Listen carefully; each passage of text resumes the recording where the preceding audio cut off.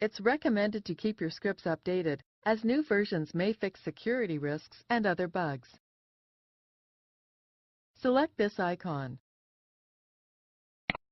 Here is a list of all scripts we currently have installed through Sofaculous. If there is a new version of a script, it will be indicated by this icon. Click it to begin. Click Upgrade. After a moment, the new files will be copied over.